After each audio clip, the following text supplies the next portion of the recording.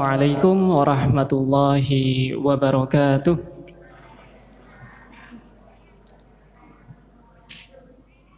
Lemas kayaknya ya. Sekali lagi ya. Assalamualaikum warahmatullahi wabarakatuh.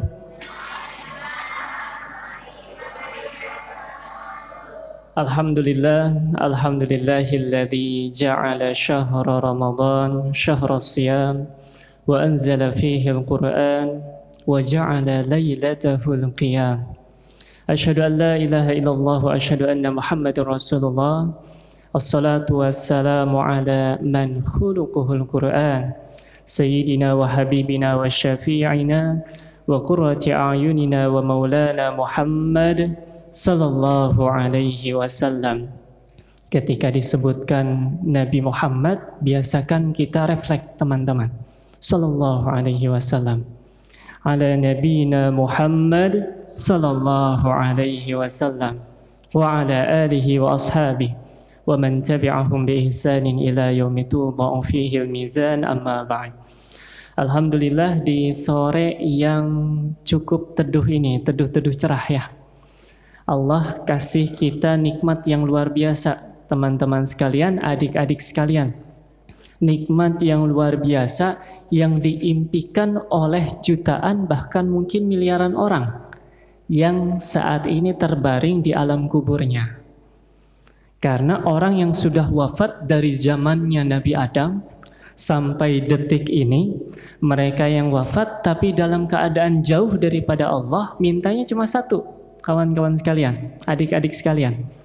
Jadi kalau yang sudah wafat tapi selama hidupnya itu jauh daripada Allah, mintanya cuma satu, yaitu dihidupkan lagi ke dunia untuk memperbaiki amal ibadahnya.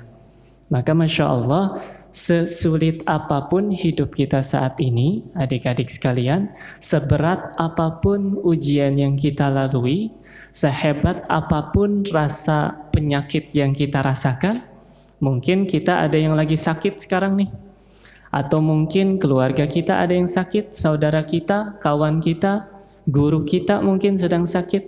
Seberat apapun penyakit yang kita rasakan saat ini, minimal kita punya satu nikmat yang tidak ada tandingannya, yaitu nikmat hidup, yang mana ini diimpikan oleh sekian miliar orang yang saat ini terbaring di alam kuburnya. Bayangkan, kawan-kawan, adik-adik punya satu kartu as luar biasa, satu keberuntungan yang luar biasa, satu momen rasa syukur yang luar biasa, yaitu masih diberikan kehidupan oleh Allah, pertanda bisa nih kita meningkatkan terus ibadah kita, meningkatkan kedekatan kita dengan Allah Subhanahu wa ta'ala. Alhamdulillah.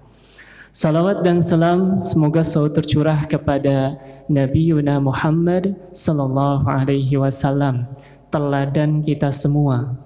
Sosok yang luar biasa lembutnya. Sosok yang kalau kita sekarang lihat imam jarang ya bawa anak, bawa cucu. Ada anak kecil lari-lari di depan jarang. Zaman Rasul itu ada loh. Umamah itu salah satu cucu Rasulullah, masih kecil sekali. Orang lebih kenalnya kan Hasan Hussein aja kan ya. Kalau kenal cucu Rasul siapa? Pasti yang disebut Hasan Hussein. Padahal ada lagi Umamah namanya, sama kecilnya, anak dari Zainab, putri tertua Rasul.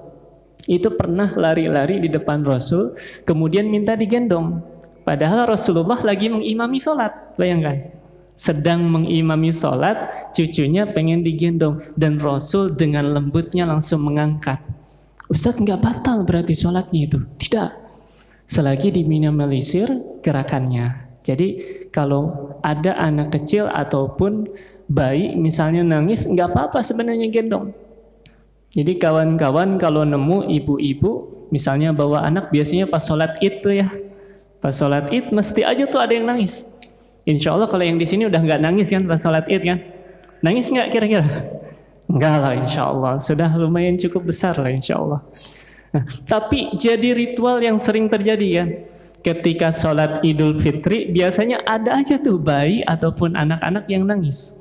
Padahal sebetulnya tidak masalah, langsung diangkat, digendong, sebagaimana Rasulullah pernah menggendong Umamah ketika kecil, dan Rasul saat itu sedang mengimami sholat.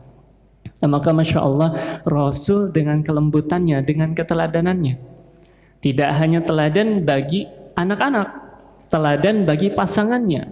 Sayyidah Aisyah itu masih sangat muda kawan-kawan. Satu riwayat dikatakan dinikahi umur 6 tahun, riwayat lain 9 tahun. Yang jelas gambaran Sayyidah Aisyah dinikahi di umur muda. Dan ketika wafat pun Rasulullah, Aisyah masih sangat remaja. Tapi bayangkan bagaimana Sayyidah Aisyah pernah ditanya sama para sahabat nih. Jadi kawan-kawan ketika punya teman, ketika punya saudara, ditanya tentang kejelekannya, itu Sayyidah Aisyah punya tipsnya. Sayyidah Aisyah ditanya tentang pasangan hidupnya, tentang suaminya, tentang Rasulullah.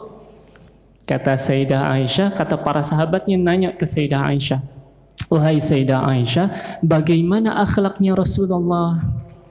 Kan teman-teman ingin seperti Rasulullah kan akhlaknya, mau atau tidak? Mau atau tidak? Mau, insya Allah. Mau pasti, ingin akhlaknya seperti Rasulullah, perilakunya seperti Rasulullah, ingin masuk surga bareng Rasulullah, amin ya rabbal alamin. Nah, Sayyidah Aisyah pernah ditanya sama sahabat nih, wahai Sayyidah Aisyah, bagaimana akhlaknya Rasulullah? Faqalat Aisyah radhiyallahu anha, Sayyidah Aisyah menjawab, kana khuluquhul Qur'an. Rasulullah akhlaknya seperti apa? Al-Quran. Masya Allah. Teman-teman, adik-adik ingin kenal dekat dengan Rasul, sering-sering baca Quran. Kalau teman-teman, adik-adik ingin tahu gimana lembutnya Rasulullah, baca Al-Quran. Bacanya nggak cuma baca. Ustadz punya kawan itu luar biasa. Dia bilang, saya 15 menit bisa 1 juz. Wah, hebat betul. Coba baca. Bacanya luar biasa. Wah, kayak orang lagi kumur-kumur. Nah, penting juga ketika adik-adik, kawan-kawan membaca Al-Quran, hayati betul-betul. Baca betul-betul. Bahkan lebih baik ditadaburi. Minimal kita memahami terjemahannya, minimal. Jadi dibaca tuh sesekali, iseng-iseng misalnya, aduh Ustadz saya lagi baca, ngantuk ya ternyata ya baca Quran gitu kan, karena digodain setan misal. Nah coba tuh sesekali, tidaknya artinya juga coba dibaca, ada kemuliaan di sana. Maka Masya Allah Rasulullah punya karakter luar biasa adik-adik sekalian, punya kelembutan luar biasa kawan-kawan sekalian. Maka rahmat dan keselamatan semoga selalu tercurah kepada Rasulullah SAW beserta keluarganya, para sahabatnya, dan semoga rahmat dan keselamatan itu tercurah pula kepada kita selaku umatnya hingga yaumil akhir.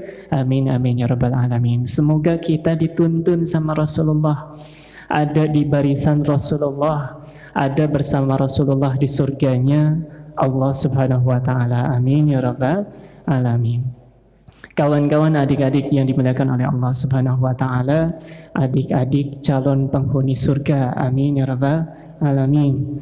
Masya Allah, di sore hari ini kita dipertemukan oleh Allah di bulan yang mulia, di momen yang luar biasa, bulan suci Ramadan. Ustadz ingat kalau yang namanya Ramadan itu momennya berbagi. 3 tahun 9 bulan saat di Mesir itu pengalaman luar biasa. Ketika Ramadan pasti identik dikit-dikit berbagi. Jadi kalau di Mesir itu, pernah ke Mesir adik-adik? Pernah? Semoga insya Allah nanti ke Mesir ya. Sekalian nanti umrah, haji insya Allah, amin ya rabbal alamin. Nah, hajinya ke Arab Saudi, jangan haji di Mesir, nggak ada Ka'bah di Mesir ya. Jadi haji tetap di Arab Saudi, di Mekah. Nah, di Mesir itu kawan-kawan, adik-adik, itu kalau datang bulan Ramadan mereka langsung gelar menjelang waktu maghrib itu biasanya digelar meja panjang, kursi panjang di pinggir jalan. Jadi kadang bikin macet juga sebetulnya di pinggir jalan, dan setiap orang yang lewat itu diundang sama mereka. Ayo kita buka bersama, kita buka bersama. Ta'ala, ta'ala kata mereka. Ta'ala itu maksudnya kemari, kemari, ayo, ayo ikut join sama kita, buka bersama. Dan ketika kita datang, kita dilayani kayak masuk restoran. Kayak masuk restoran. Jadi dia yang sediakan makannya, dia sediakan minumnya. Kadang ditanya, kalau pilihan minumannya banyak ditanya, mau minumnya yang mana katanya. Itu luar biasa di Mesir, Masya Allah. Jadi disediakan sedemikian rupa Ramadan momen berbagi. Kalau kita mikir, Ustadz, kan itu orang-orang yang mampu. Kalau saya gimana?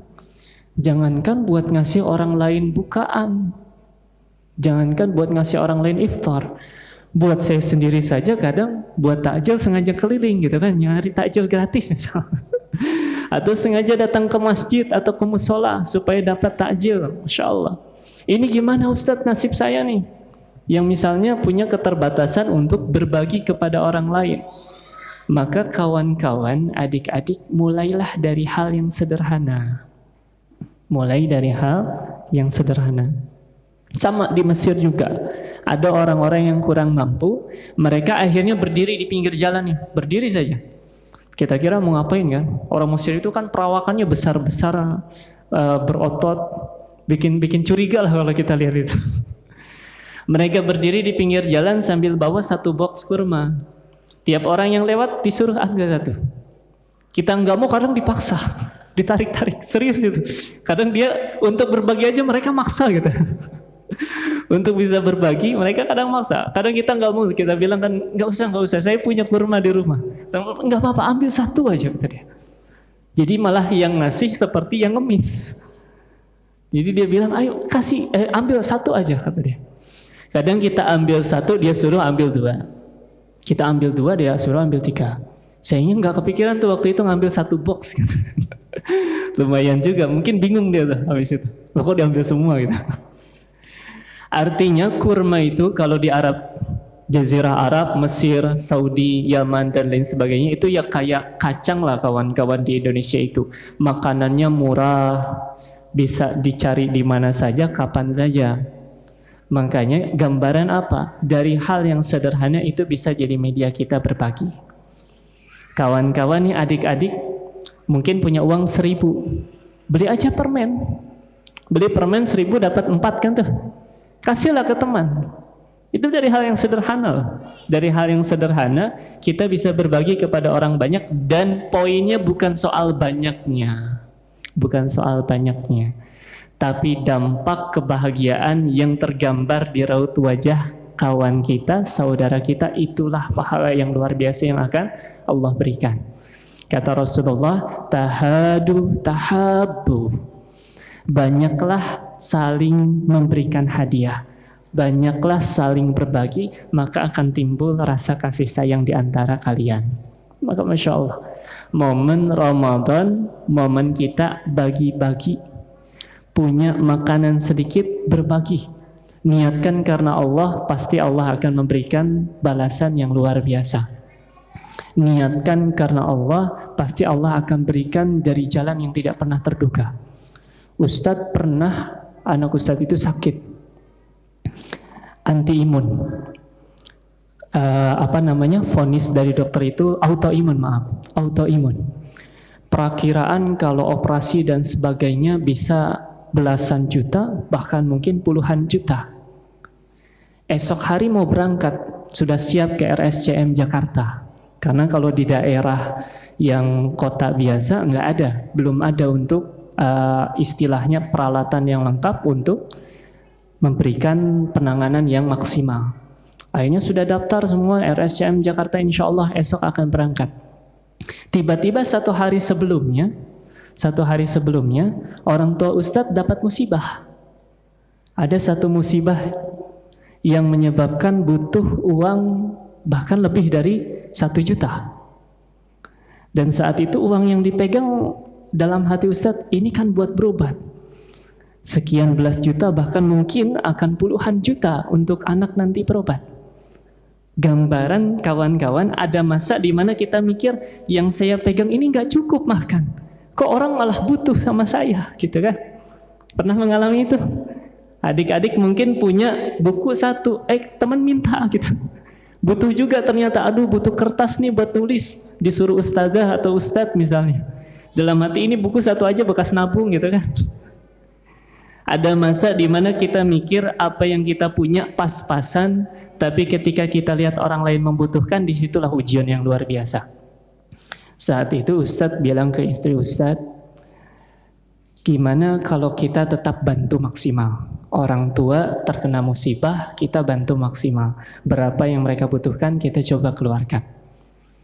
Istri Ustadz mikir juga waktu itu, ada keterbatasan. Tapi bismillah dikeluarkan langsung. Bismillah, keluarkan. Bismillah, berbagi. Bismillah karena Allah. Dan esok hari ketika berangkat ke sana, ke RSCM, untuk berobat, dan mungkin kemungkinan besar akan operasi di hari yang sama, tiba-tiba dicek sama dokter yang ternyata dokternya itu kenal dengan tante dari istri Ustaz. Jauh sebetulnya. Tantenya itu sebenarnya di Jambi, bayangkan. Orangnya di Jambi tapi dokternya tiba-tiba kenal. Dan baru sadar, betul-betul sadar itu ya di lokasi itu. Jadi nggak direncanakan dari awal ketemu dokter yang itu tuh biar saudara atau saudara, enggak. Ketemu di lokasi. Setelah ketemu diperiksa sedemikian rupa, setelah diputuskan ini bukan autoimun. Ini hanya virus saja. Sudah diperiksa betul dok? Sudah. Dari tempat sebelumnya mungkin ada kekeliruan, bayangkan. Dari tempat sebelumnya yang sudah divonis ini harus ke RSCM, harus operasi demikian dan seterusnya, sudah ada vonisnya sedemikian rupa. Pas di RSCM, enggak, sederhana, ini cuma virus katanya. 2 minggu hilang katanya. Ke kasir kawan-kawan, ke kasir semua biaya dokter, obat tidak ada, dicoret semua. Yang ada hanya biaya administrasi, tidak sampai 150.000, bayangkan. Hanya berselang 1 hari. Artinya apa? Bukan soal lantas kita berbagi biar kita untung, bukan. Tapi ketika kita berbagi niat karena Allah, pasti Allah berikan jalan yang tidak pernah kita duga. Bahkan sekalipun kita mikir, saya punya segini doang nih Ustadz, gimana mau berbagi di bulan Ramadan? Coba dulu. Pasti Allah akan ganti yang lebih baik. Nah itu luar biasa. Ramadan, momen kita saling berbagi. Maka Masya Allah juga nih sekarang nih untuk Karib, untuk remaja Masjid Al-Azhar, PSD. Ini bagian daripada ikhtiar kawan-kawan juga untuk berbagi. Atau bagian daripada perantara untuk bisa berbagi. Itu pun luar biasa pahalanya. Nah, maka Masya Allah, lestarikan, jaga, pun adik-adik, ini jangan berhenti di adik-adik. Adik-adik pun belajar untuk berbagi ke kawan-kawannya, ke guru-gurunya, ke pembinaannya, atau siapapun itu. Belajar untuk berbagi. Bulan Ramadan semoga bisa jadi motivasi besar kita untuk memulainya. Pun Ramadan, kawan-kawan, ini momen kita untuk meningkatkan ibadah. Momen kita untuk meningkatkan ibadah. Yang tadinya mungkin sholat malam tidak pernah, minimal kan tarawih tuh. Tarawih di sini 20 apa 8 rakaat? 8. Alhamdulillah, gitu kan. Masya Allah. Ada hadisnya 8 rakaat. 20 pun ada hadisnya, tidak perlu dipermasalahkan. Ada juga 36, cuma di Indonesia nggak pernah dipermasalahkan, nggak ada yang mau pakai. Jadi nggak mau diperdebatkan itu 36 itu. Padahal ada juga riwayatnya 36. Orang meributkan 20 sama 8 aja. Nah, tapi poin pentingnya dua-duanya tidak masalah. 8 plus 3 witir, 20 plus 3 witir. Ada riwayat hadisnya, artinya apa? Para sahabat pun insya Allah Rasulullah sama-sama pernah mengamalkan keduanya. Nah, yang penting betul sholatnya. Yang penting betul sholatnya plus ikhlas karena Allah. Lagi-lagi di Mesir nih, kita main sharing saja ya, biar santai. Di Mesir itu ada satu masjid sholat tarawih 20 rakaat plus 3 witir di Mesir. Tapi baru selesai menjelang waktu subuh. Mau dicoba? Ustaz di sini 8 rakaat aja udah agak ini goyang-goyang gitu. Di Mesir itu ada kawan-kawan adik-adik sholat tarawih, bayangkan 20 rakaat plus 3 witir baru selesai menjelang waktu subuh. Menjelang waktu subuh. Artinya selesai witir tuh terakhir itu langsung sahur. Karena memang sudah dekat waktu subuh, sebentar lagi. Antara jam 2:30 biasanya sudah selesai. Karena 2:30 sudah adzan subuh. Ini enak nih teman-teman nih, adik-adik. Puasa sekarang jam berapa mulainya? Subuh jam berapa? Ada yang tahu? Ini contekannya banyak nih kanan kiri. Contekan. Jam berapa? Jam 4.39 kan? Adzan subuh tuh. Adzan maghrib jam berapa? Jam 5.49. Itu Masya Allah kawan-kawan, adik-adik sekalian, di Indonesia itu normal waktu puasa. Waktu di Mesir itu Ustadz puasa adzan subuh itu 3:30 kurang lebih. Adzan subuh 3:30. Adzan maghrib 6:30 paling cepat. Lebih lama ya? Kok bisa lebih lama Ustadz? Oh itu perlu belajar itu. Ilmu astronomi dan geografinya mesti hatam. Nah itu jadi PR tuh, adik-adik pelajari. Kenapa di satu wilayah bisa lebih lama puasanya? Oh, itu semangat insya Allah. Cari tahu ya. Bisa cari tahu? Bisa? PR nih buat adik-adik. Cari tahu kenapa ada wilayah negara yang puasanya bisa lebih lama dari Indonesia. Nah nanti cari tahu tuh di tempatnya masing-masing. Nah itu di Mesir seperti itu. 3:30 sudah mulai subuh. 6:30 paling cepat itu ya, bisa lebih lambat lagi. Itu adzan maghrib. Adzan isyanya 8:30. Normal selesai tarawih jam 11. Jadi kebayang tuh, jam 11 normalnya rata-rata masjid sudah selesai sholat tarawih. Tapi tadi ada yang sholat tarawih bahkan sampai setengah 3 atau bahkan jam 3 selesainya langsung sahur. Gambaran di luar sana, kawan-kawan, adik-adik sekalian, banyak saudara kita yang ibadahnya luar biasa maksimal malam Ramadan. Kita mungkin masih jauh, Ustadz, aduh kalau malam nggak tidur sama sekali besok bisa terkapar gitu ya. Kalau besok nggak tidur sama sekali, kalau malamnya full tarawih, kalau full tarawih malam mungkin yang paling bahagia pengurus masjid kan ada yang nemenin tuh. Lumayan juga ini ramai ini malam gitu kan. Kalau bisa setiap malam ramai. Yang penting ramainya untuk ibadah kan begitu. Mungkin kita punya keterbatasan kalau malam. Maka minimal kalaupun kawan-kawan atau adik-adik tidur pada malam hari, niatkan juga untuk ibadah. Jadi banyak orang salah kaprah, salah pemahaman. Orang mikir ibadah itu ya baca Quran gitu kan. Salat malam gitu kan. Tahajud, apalagi zikir. Orang hanya berpikir ibadah itu ya itu saja. Padahal kalau malam kita niatkan istirahatnya kita untuk menjaga amanah jasmani yang Allah kasih, istirahatnya kita untuk menjaga stamina kita supaya pas bangun lebih semangat lagi ibadahnya, itu pun ibadah tidurnya. Jadi bukan serta-merta tidur lantas ibadah, tergantung niatnya. Kamu tidur untuk apa? Orang kan kadang termotivasi dengan hadis dhaif, bahkan sebagian ada yang mengatakan palsu. Tidurnya orang yang berpuasa ibadah katanya. Padahal yang dimaksud di sana, kalaupun mau diamalkan meskipun tanda kutip itu hadis dhaif, itu tanda kutip kita harus betul-betul niatkan. Ya Allah, hamba mau tidur nih, ngantuk. Semoga tidurnya hamba bagian daripada ibadah menjaga jasmani supaya tetap sehat. Kan jasmani kita amanah yang Allah kasih, betul? Badan kita titipan apa punya kita? Titipan atau punya kita, kawan-kawan? Badan kita punya kita atau punya Allah? Punya Allah.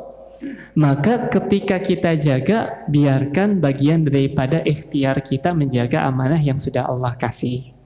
Maka niatkan kalaupun tidur, itu baca doa dulu. Dan niatkan ibadah karena Allah. Maka tidur kitanya pun jadi ibadah.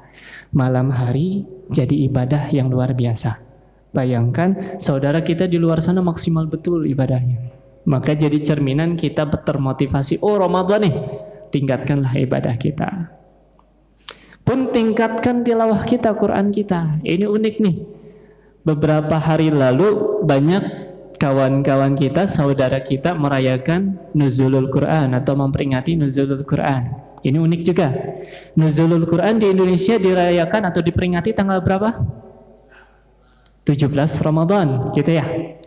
Ulama sepakat Lailatul Qadar bertepatan dengan malam Nuzulul Quran, kan begitu? Inna anzalnahu fi lailatul qadr. Kan begitu?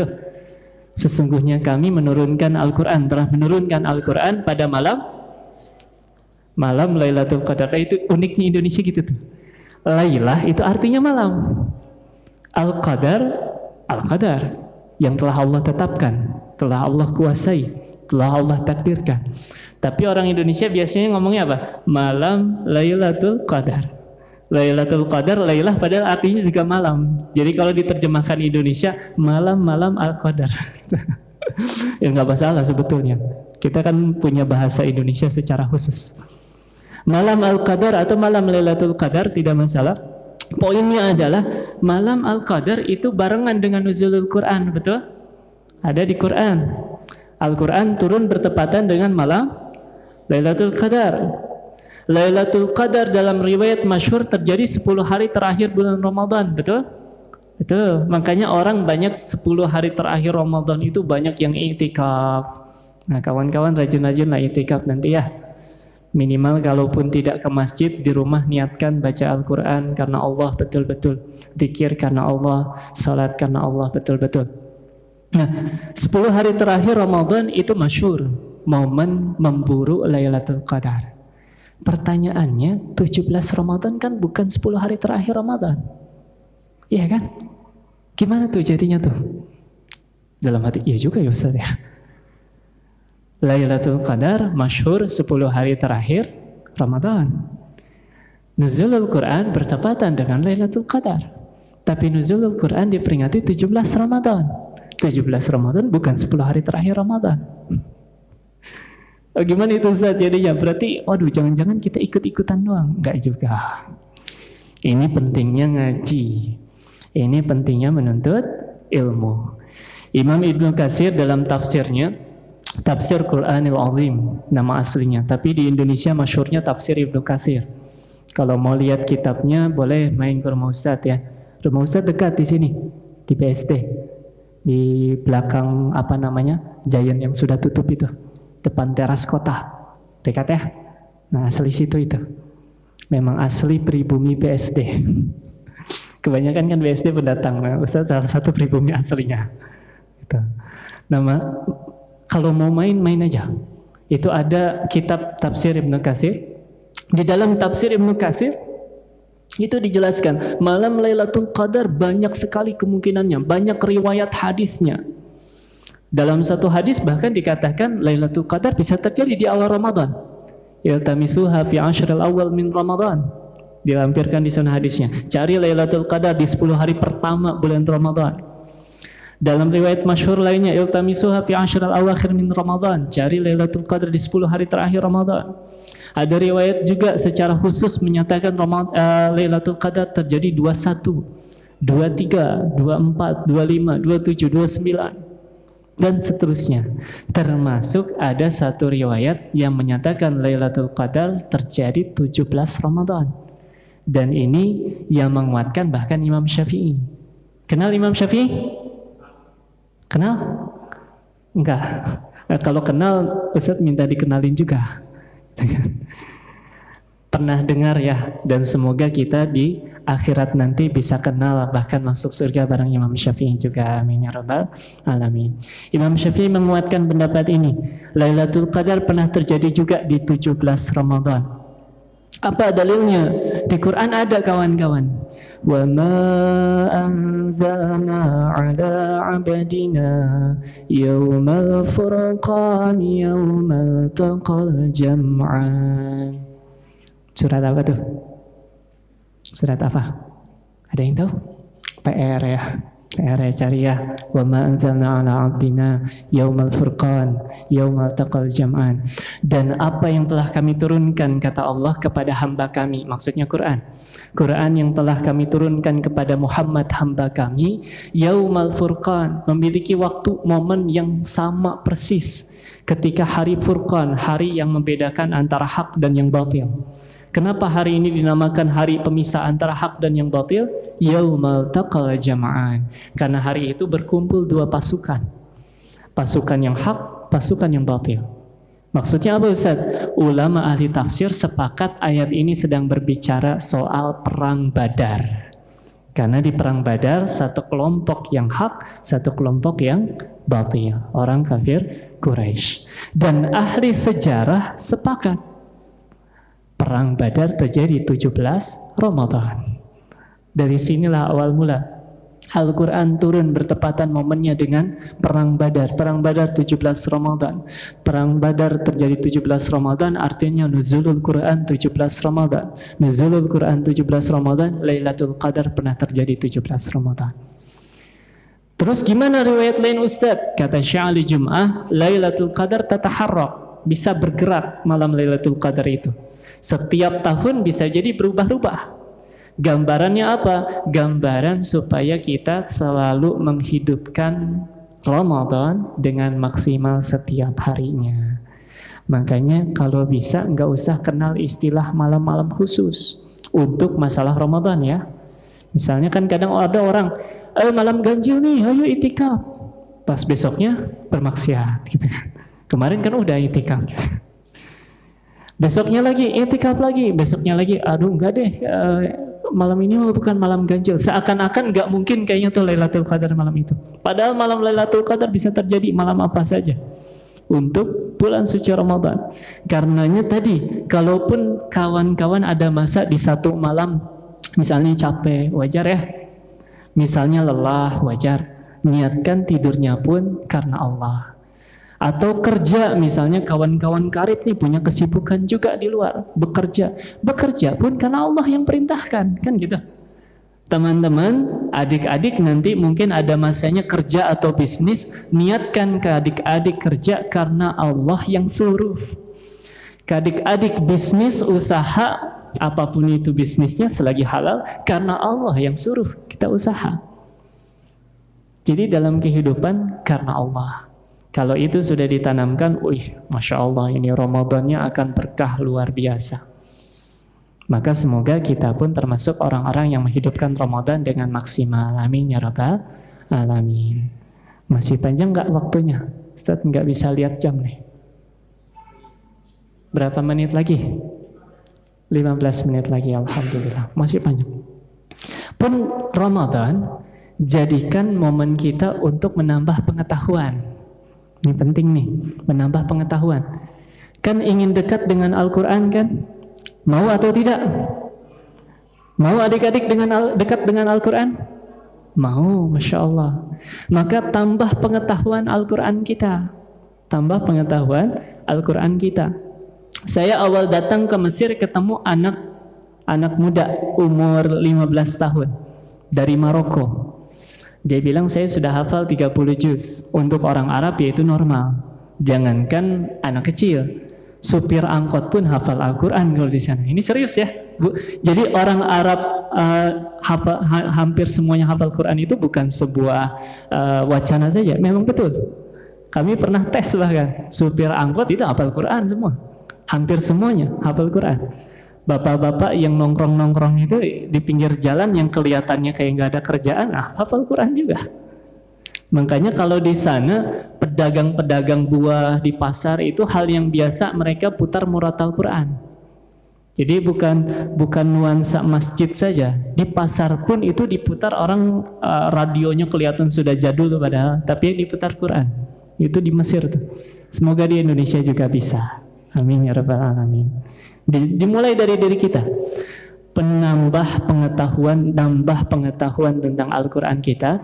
Saat saya ke Mesir, saya ketemu anak 15 tahun dari Maroko, dia hafal Quran. Saya tanya, gimana tipsnya bisa hafal Quran? Adik-adik mau hafal Quran kan? Mau lah, insya Allah ya. Pas ditanya demikian, dia bilang ada beberapa tahapan. Pertama, mulailah dari kiroah. Kiroah itu baca. Kiroah itu baca. Baca yang betul. Jadi kalau adik-adik bacanya belum betul, masih berikhtiar di ranah kiroah juga supaya menggapai bacaan yang betul.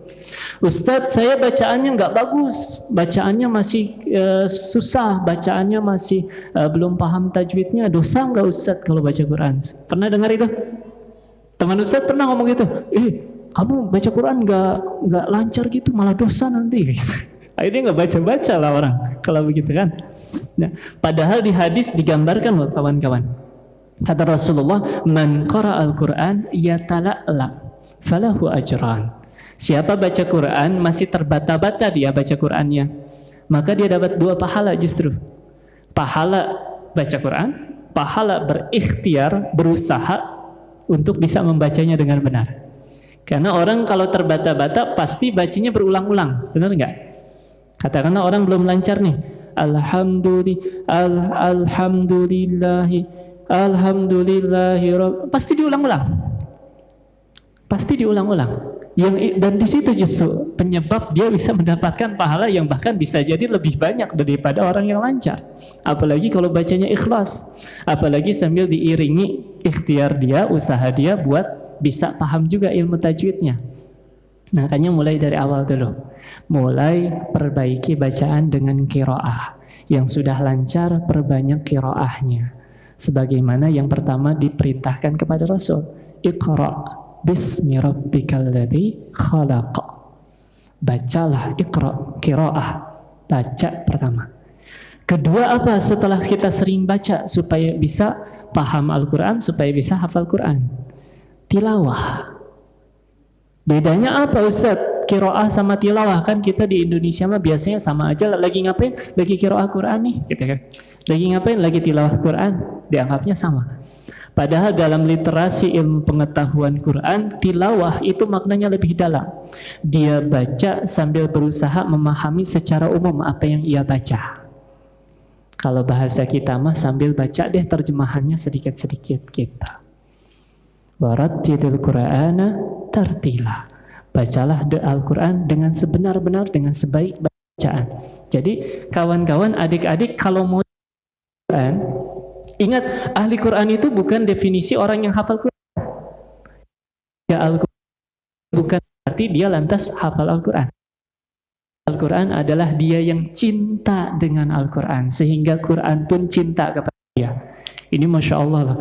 Saya hampir nangis waktu mendengar pertama kali dari guru kami soal Al-Quran, bahwa ketika Quran cinta dengan seseorang, maka orang itu pun akan cinta dengan Quran.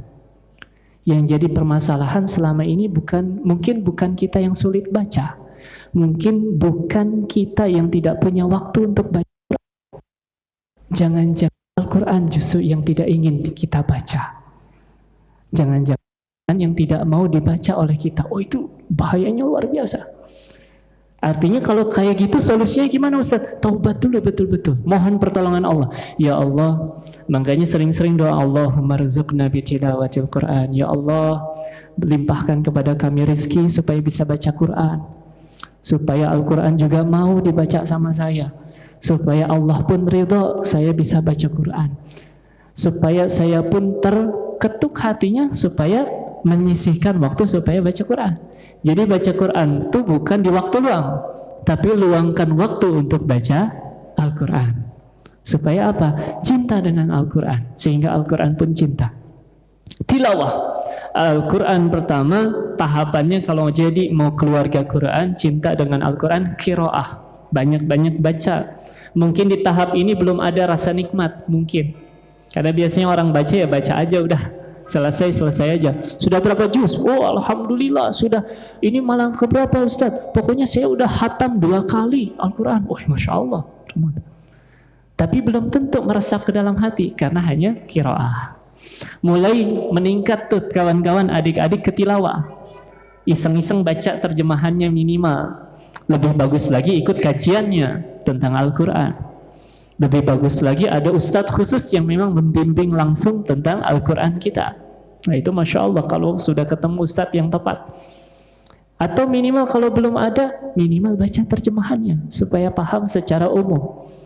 Asal jangan menyimpulkan hukum sendiri. Nah ini bahaya juga. Minimal paham secara umum intisari dari setiap ayatnya. Tilawah. Dari qiraah menuju tilawah. Berikutnya apa Ustaz? Tadabbur. Mulai mendalami. Mulai ikut kajian tentang Quran. mulai merasakan, oh Quran kok bisa jadi solusi ya zaman dulu. Kok orang bisa ada yang masuk Islam karena Quran? Teman-teman pernah dengar cerita tentang Big Bang? Ledakan yang menciptakan alam semesta. Awal mula alam semesta tercipta. Pernah dengar Big Bang? Big Bang itu bukan band ya. Kedengarannya kayak grup band memang Big Bang. Saya pertama dengar Big Bang kayak nama grup band gitu.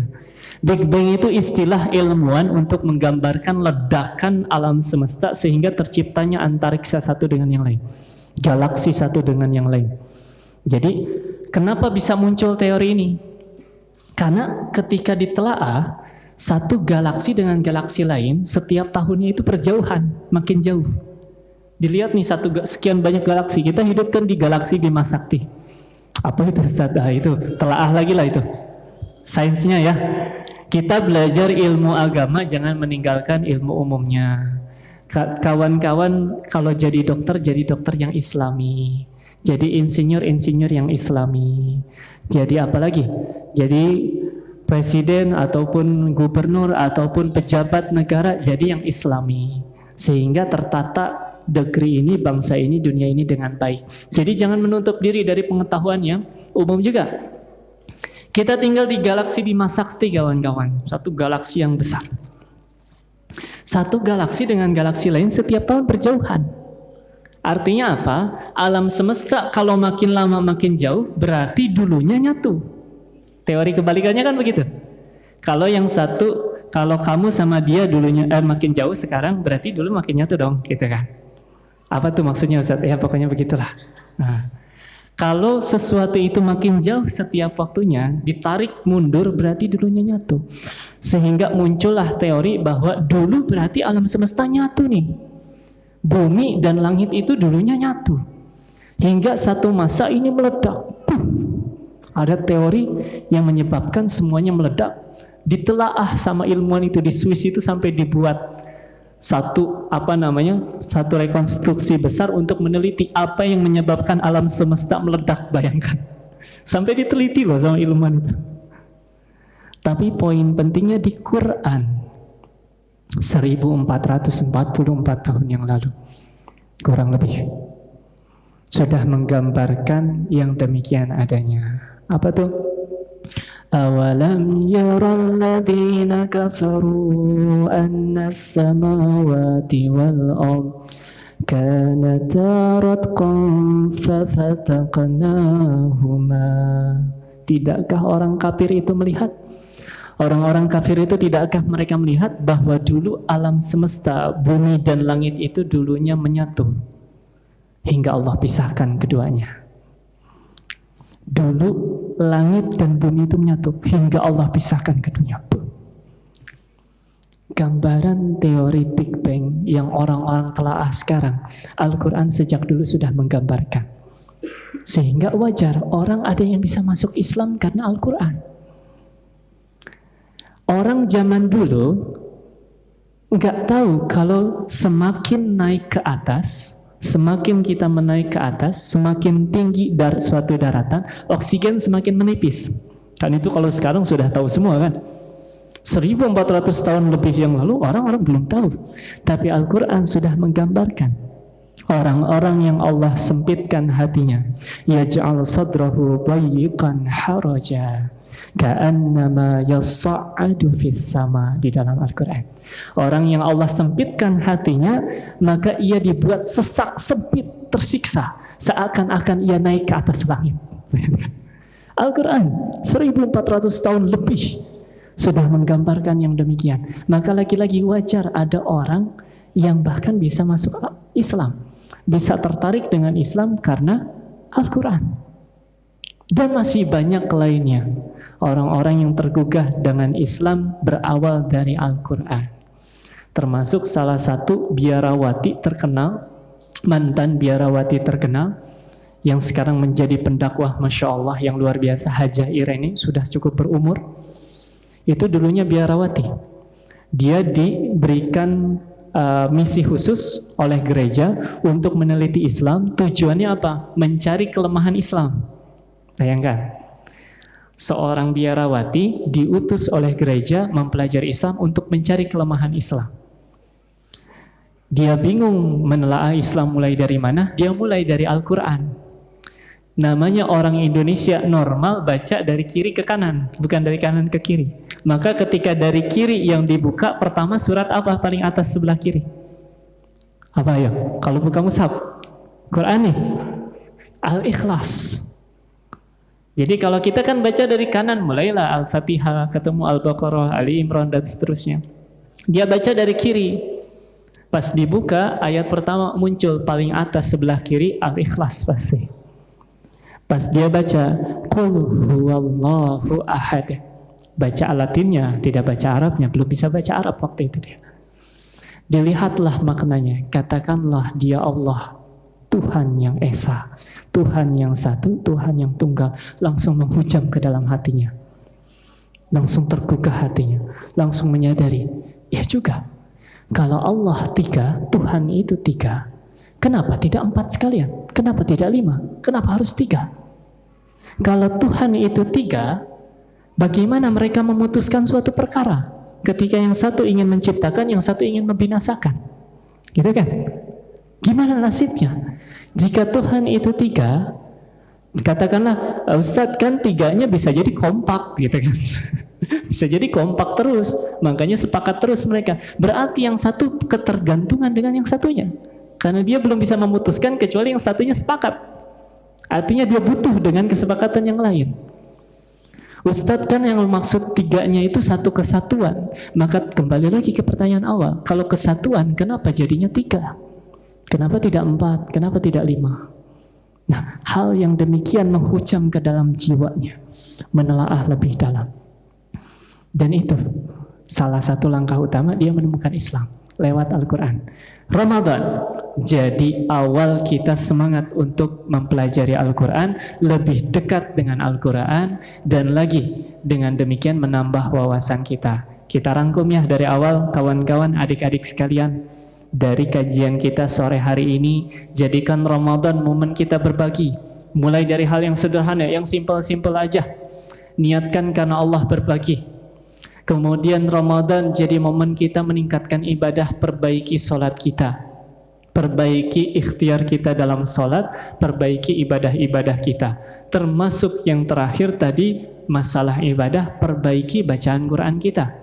Ingin jadi keluarga Al-Quran, pecinta Al-Quran, perbanyak qiraah, perbanyak tilawah, tingkatkan ketilawah, tingkatkan lagi ketadabbur Al-Quran, resapi Al-Quran sedemikian rupa.